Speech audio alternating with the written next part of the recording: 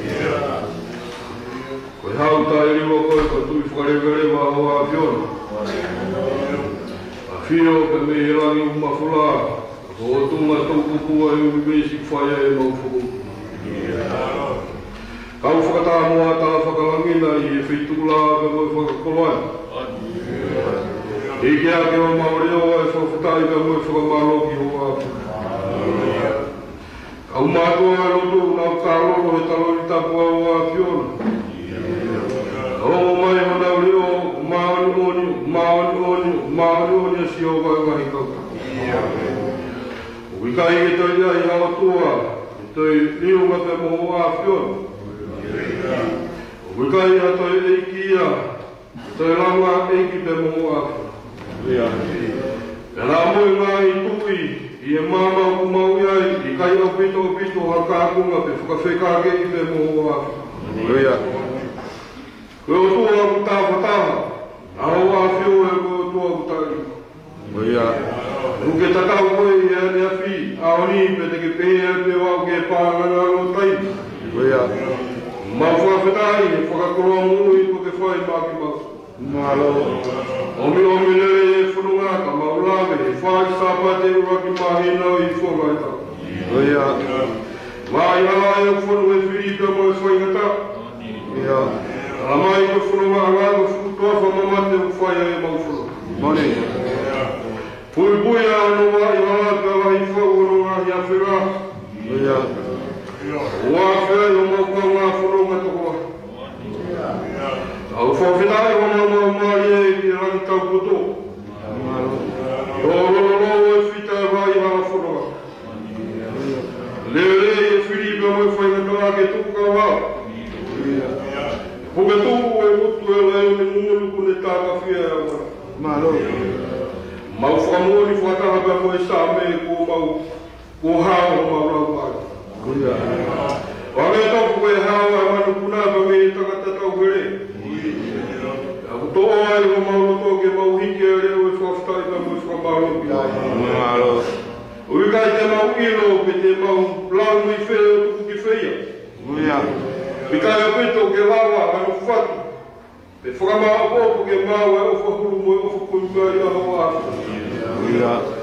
Moni e apostolo o Paula. Lorotama pe mau hala ko pe ki a hoa. Tau mai ana e hani mai a pai kura kore ki o a whot. Maro ko mai e whitua. Maro mo ko taki whununga o whai ho a whot. Kei polo o tuku kei matawhi e toka o whinanga. Ki matoro e whitula pe mohonunga. A wong o pito ke o mau toko e ulu mora e mau whai e ngara. Matangi atua mari e kui ko tātāku kei wiru. Toko mo ke hanu pe fufura toi mau wani whai ngara no kuto. Maro ko mari e whitula aku mau. Ngona pe me e niu waka e kumpungi ku hao pe maru e tapa whaafura wakausi. Whakalau mari e lele pia se peti pia mohuki. Malo ku maru pe ai whare matapure. Malo lau mau I pe potu mo e tapa hoa. Whakalau mari e lele pe tangata I kolesteti malo. Whia o mau roto e mau kei mau e kau amotua e roto. Leo loko taito e laa ke luluma pe tamatala mo e maro hinga e tagapu. Mauro wat pege toku ku mafi a ho afi. Vai be mo aro tāpaki e whakamonu ia mai pe mei roto langini. Maro mao si e whawhini maru pe hao pe ure a wahe whunua.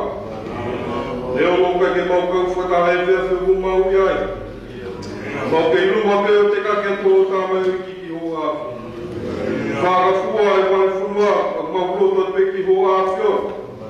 Ai me ka umara a maro whakau tua koe aro e nga whawhatuki au. Ora whakalo e kure wheo ia nga whakalau mai. Ai laka ngai kono tokarai e hako tupu ka mai e lau koe whesawhate. Mau elo ai whai hala tutuku whai hala whunu e whita koe whaingata. Tukumo ke tokoni e lau maria o awhiona he pulkolama ko whai hala whakatutu. Laurak ai muui whakalau maria o mau se sipa mau whakamaro ki koha. Mai atua e hoapa mo e whare, ka hoapa e whamonu ia mai pe mei roto. Malo whare rei pe pure maro no. Kei kau whatara ngai ao ku mau ia I kua o mau roto e whiwhia ke mau whakamaro.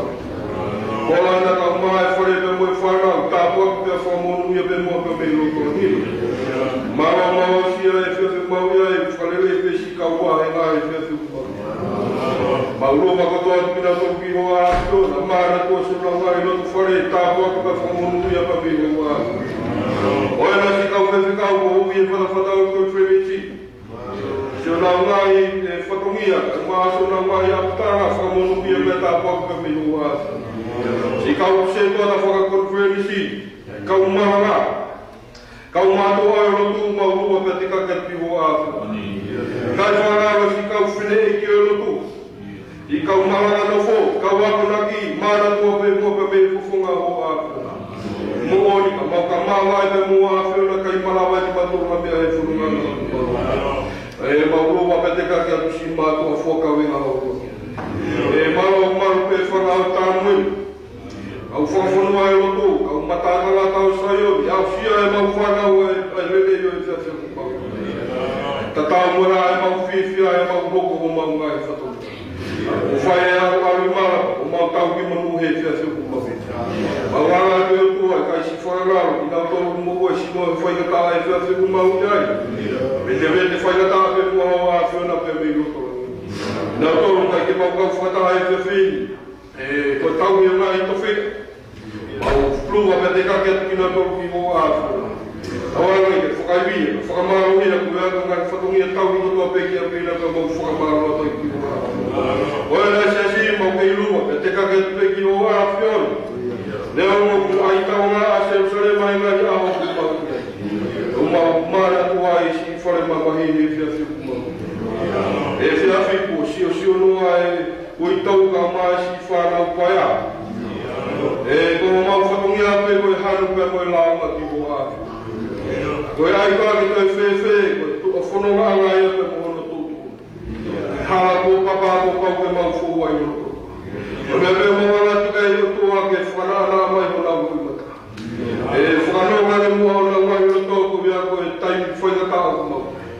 Oe nai te ake aho e whakaheke ka toka mua a pulangi mua. Tua pe o mau wai pe mo mau whinga pe mau whakamara atu mua. Maro pite mau aho mari e lai. Maro mu maro pe hao pe whai whikau kure o wahega crunches. O nā whangalo, nā tolu kui Wellington tonu. Whai whikau kure ka maasi kau ngau e te tāpau pe whakamonuia pe mi hura. Awanga e tua, kai whangalo tahine pare mi au mau whanuana. Mo ua, ngai aho, whakau kau i hamea ke lele i whakaluku fua wai whuka. O e ki minista, tā wak pe whakamonuia mai pe mei loto langina pe mau whakamaro o toi ki hura a whiona. Ua e mau rotonga, e roto ki tonga i, maro kei piringa pe whuka o tonga. Kei whakanā koe whirele i pe tukou pe mo hoki. Mau kei roa pe ki o a whiona, neo o matu, ka koe pania o a whiona. O ke hanga whiri ke neo ko koe take e whunua pe mau whakamaro. Au kore pe, hanga i mea e lele i whakaruku fua e whunua o tonga. O anu mua ke whakase pita ki na tōro e lele i whakaruku. Mara o maru pe pari mea ka o mai hoi ki ministāna o i ho mau pure ngā. I nā tōru whai whenau e whakata, kia oni lelei, laka ki mua e pure a ngā tonga. Mau lua pe te kaki kotoa tui ki nā tōru ki ho a. Mara o ko maru pe si kau taki no tū hono kotoa. Mara o whakalau mai lelei pe a tūkulotu he whewhi kumau. Taki mua au whai a mau ki whakamakari o mua nā whakangaro e pe me e whonga ho a piona. E ati ona, ka mai whekopua ke whai ho ngā mai takoni pia pōpō pe lau ngāri ho a. Kai mararo e tangata ki tariki ta pure. Ai maa ki nā toru koto pe ngā ue whakaka pe mei no toru marofu. Mara koe ki nā toru pe whukai whunua, apai hanga na kau maa apai runu. Mawa au ka maa o niwa maa rua pe te kaki koto pe nā toru ki ho a. Kai mararo si ngai sias koto pe ki o tumurini. Maurua pe te kaki kotoa pe nā tū ki hoa a whiona. E siasi e maurua pe te kaki atu ki hoa a whiona. Karakai e kua a ki mautoro a o nunga pe mua whimari. Ange koe a o tataka ia ka se sareba e kahi kuma. Maurua e kua maru, maurua e pe ki mau hao e kapukawa hoa a whiona pa mau whakamaroa. Ke mea mauroto whukumai ki e ngā wai a ngā whiawhia ko mau iai. Whia mai a tamai e ki ko whai uiringi ai kuku. E kai o toto ia o kai ai ha maro. Mauno atu lau maari e, hifo mai mua ho lau maari e. A whio o tamai o ki pere, whare ai whoroforo ko whai ono ti. Toku ke omu maari e o e sia sipa mau whamaro.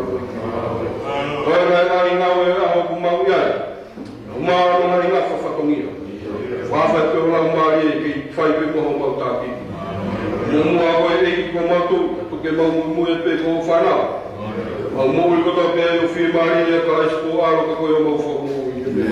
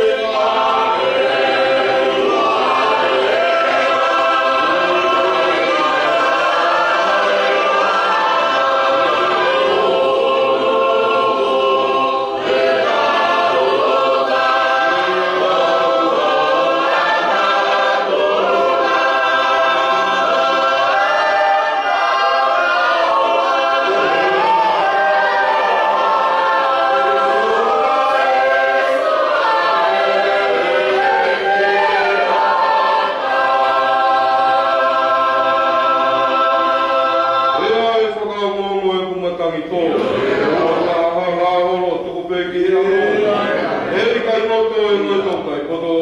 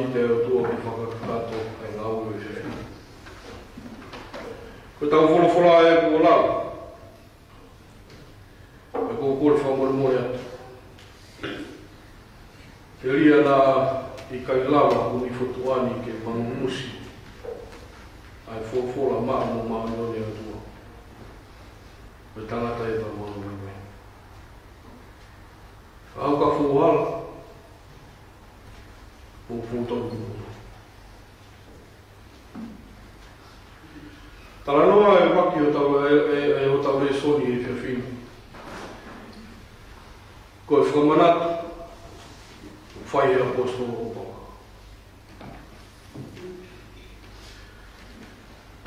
Ko e whakamanatu, whai e apostolo o pao la, ko e naina e mo e popo. Ko e ne kore, e mo e ne whakatokanga. Ko e ne whima, e mo e ne whakaamu, ki e ki kāinga koe ni te mei korindo, ke oua au pito. Ke nau hanga o li aki, ke nau situa pe mei ai, ke nau whiri aki ai, ke whakangaro ngaro i te meo nau loto, pia ke tukuange pe mei nau mu. Ai ngahi munganga ko toa pe. Ai ngahi tōkunga whai ko toa pe, mo i na tōla. Nā e mao ko ia he whanau al sineri, lolotonga e nau whanonga e toa. E koe mea ea e hauhau ai a sihoa. Koe mea ea e tupu tāmaka e o tua.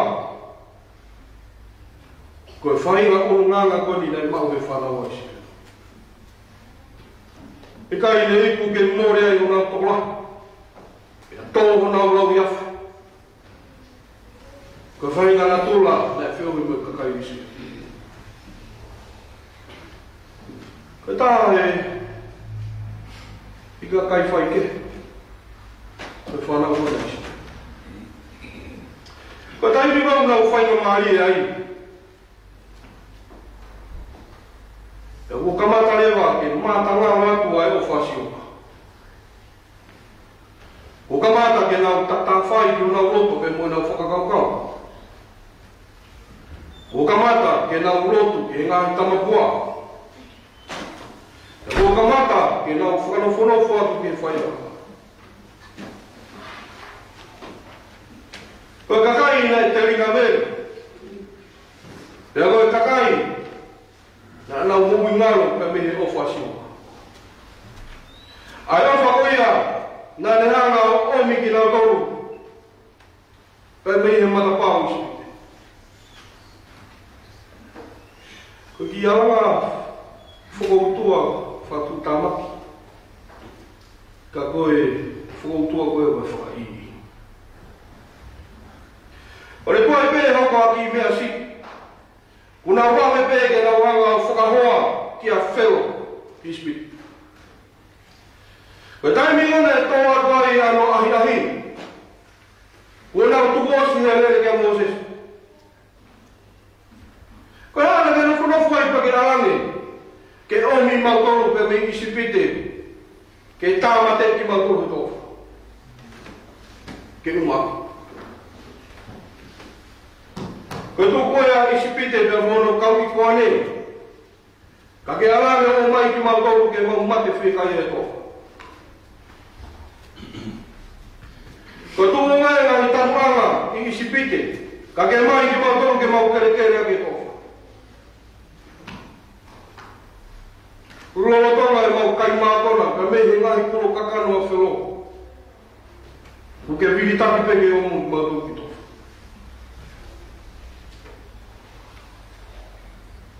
O swai o tau whakatutu. Whakaesiru, whakaeata mai, whakaelau mai.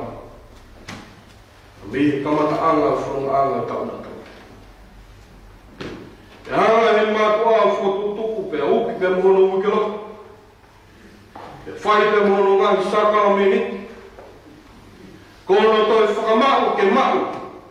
Pea ke tonga. Ai fuakawa o e whono ngā pe mohono tutunu. Osi pe whakaata pe mui haa whono ngā ngā tau. Pe tau tuk whuawa. Te eke ai peke homo mai a mea mihi tāanga mai a he wafu. Uongo i he ki motu i wakani. Kamata ke tō o koe whono. Te kai ke pāse koe uraki. O whai e kuta. Te kai pure e mui whanua. O kamata ke inu ono whisi na wako. Ake tu hono kai pe au tā. E mea pango. O tawhia e o kapua. Ilo e Mosese. Koe tātai e ne taimi kana whetongi pe moso siua. E hoka te take whanau isi. Tāke Mosese, kua te unga kahe. Au koe kai ke uhinga e ngatai pe mosi hoku. Kua pe te unga tā, ko si honga, e whanonga pe mosi siua. Ke whai ono whakamāhi, ke ne taki moto lo whanonga. Au ki o tau mauna. Tau rea no nupe. Kua me tau taimi. Ki mea petou, ka malawa. Uraki. Ai whekau a Mosese. Ua. Ai whakalokola. Ai whai Mosese. Tolu. Ka tau hao. Lelei. Uraki pe tau malanga. Ai kore koe a Mosese. Ke maro pe ke roto. Ai kore a Mosese ke maro ni koe pe ke roto. Ko tāna he pēri roto fua ka inga. Ka koe roto si, pe moe roto waite. E hune hanga o whakatuponga. Ai veiveua, ai whakakaukau. E veiveua pe moe roto. E hua pēra ka taimi, o pange, o whakataitai pau pēra ke hana. Koe nā tūmai e whārau o Isileri, nei hanga e Mosese o whakatonga, lorotonga e nau whanonga he tōwha. Ka ko kamata ke nau hanga o riaki a ngai whekau a Sihova. Ai whanofono kauna koia e whanonga, na e o mea ki nau tau pēra me Isileri. Pe te ue pāwai a Mosese ke moso siwa. O si ilo so siwa e tū kunga roto koe i koe whanau isi. Whana ta so siwa Mosese. O whamai mua o lia ki whanau isi. Ukai koe hawa mua mea fō. Pai kai ke hawa ke toi riliu, ai whonga taki nei whai e Mosese. Ka koe a pēna i ai te uhokat pēr. E kuino e sio siwa. Koe tūku marato, ka moe whakakaukau, moe mo ui e whanau a Isileri. O ku kei tuku pēi a Mosese. He ko Mosese, nei araku o mikinau. Tuku ngai kore a Mosese. Ke maro. Ke maro hi koe peke roto to. O maro hi hea. Ke maro i ho tui. Ko si hawa, ko ia tene take whanua. Ko si hawa, tene whakakau whanua e whanua o whai he tōwha. Ke whanua ko ia ne hanga o paro mesu. E whanua o whanu i e hua uko pe mua. Ka. Ai kore a Mosese. Ka ta. Ke maro. Ia ke roto to. Ke maori, ia whai hoi ngā we. Ke kāta, ai mama rea moe wapau ki e whanonganga koto. Ke kāta ki i he ngā we, i he whafua hono ngai whatongia. I hono ngai ngā whanga we. I hono taria hono ngai totoni. Ilo lelei pe so siwa teo. I kai ke ngata, ai whekau a Mosese, ke maohi, ka te mou roto to. Oua au puta nā mou te kei tukuange ha whai ka maari e whiu.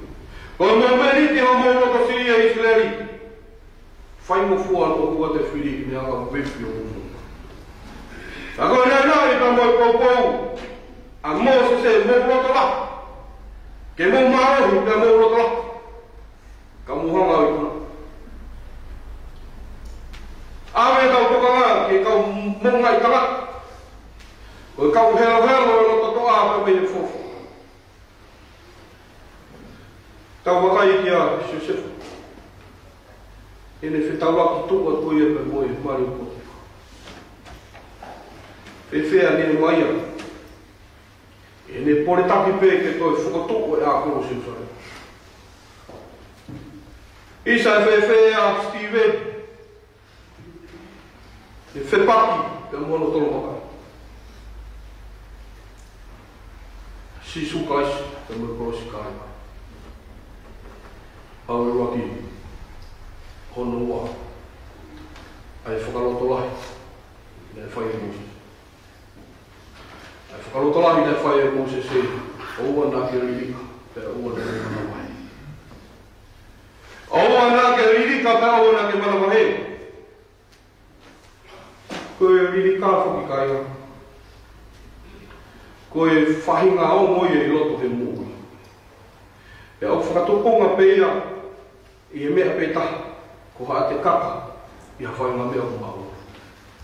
Ia koe marunga e koe te kaka, koe marohi angea a iwi koe te lirika o kunofo e rato. E nai kai, ke kore, te Moses ki Israel. Oa te mo lirika, pe oa te mo manawahea. E tawaiana e ririka a Kikioni I ene whetawra ki tuku atu pe koe toko lau I mano o nau whiu. Neo mo koe toko toko ngiau pene aku. Hala tataha ne rika, hala tataha mana waheta. Iwi kai koe huinga ia, na e hora tuku ai, na e hora takia e tau ai sileri. Koe nā uriri ka tupepe me mamao ki taua Filistia. E nau tete pe mo I nau mana wahe. O nau toku whakatongani ai ki motua ko te uta. Hala ataha mana wahe. Hala ataha mei mei uriri kai taha. Neo mo whakamana wahe ai whukura. Ai tangata kokolai. Hae raka sisu hoi hala.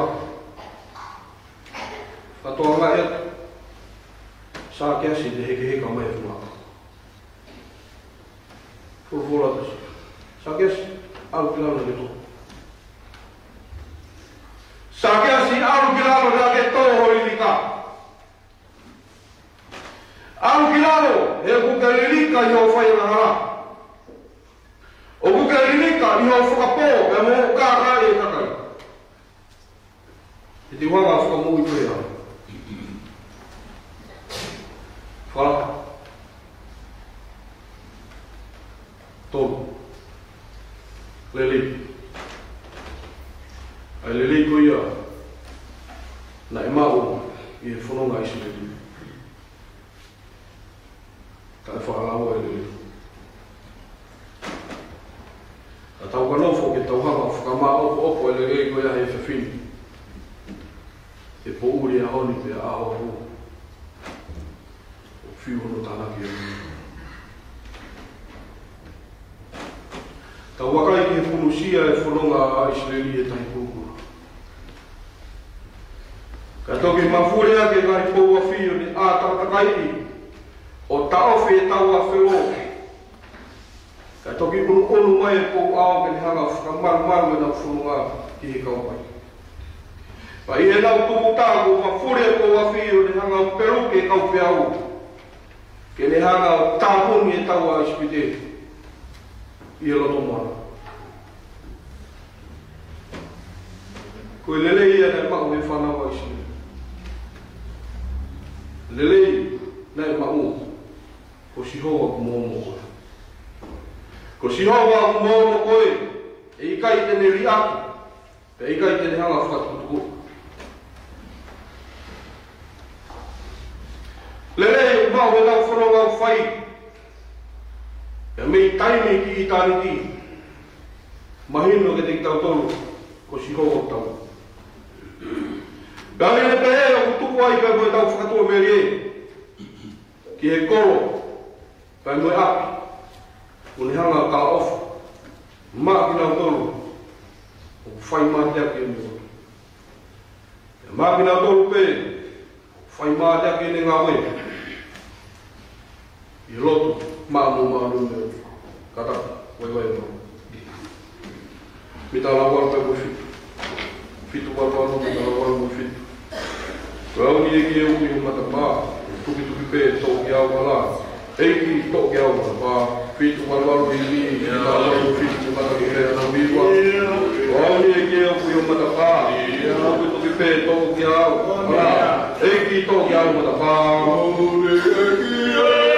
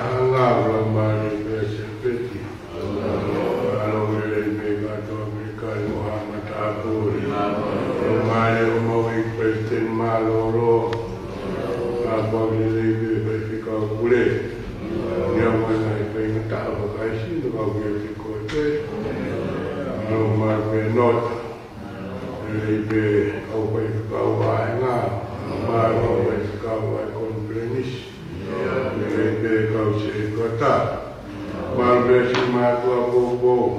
O ngawe na kolo. Apa ni ke sugen ka mame.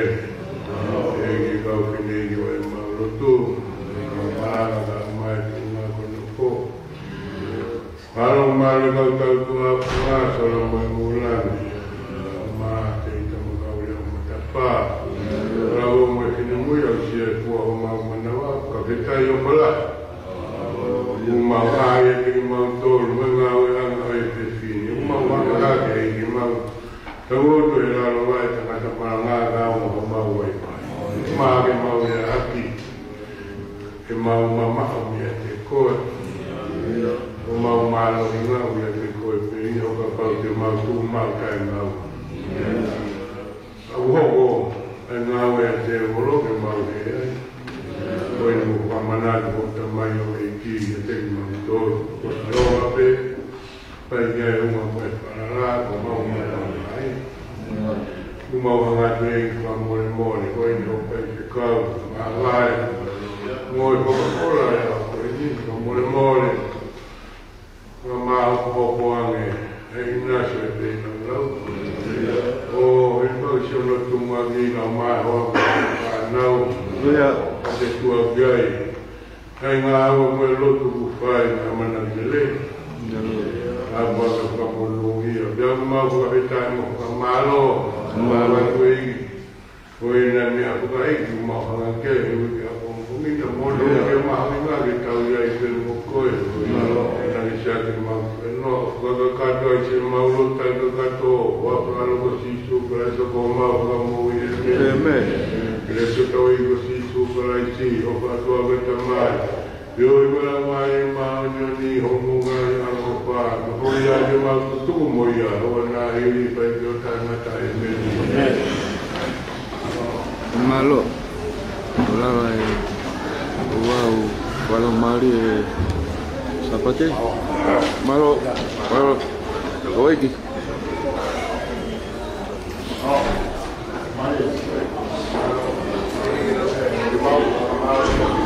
Não tudo papo kuwi. Ya.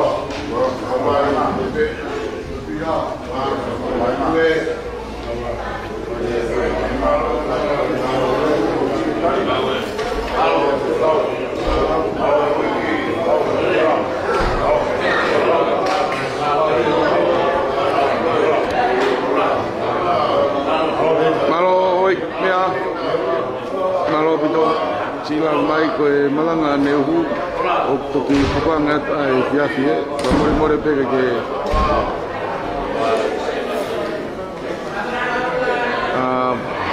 hop kana tono te na neke anehu aku mak pe tok ko ngatu malo pito fat ke motol hono ko to be ngamai ngoma sapat lele to ngai ho malo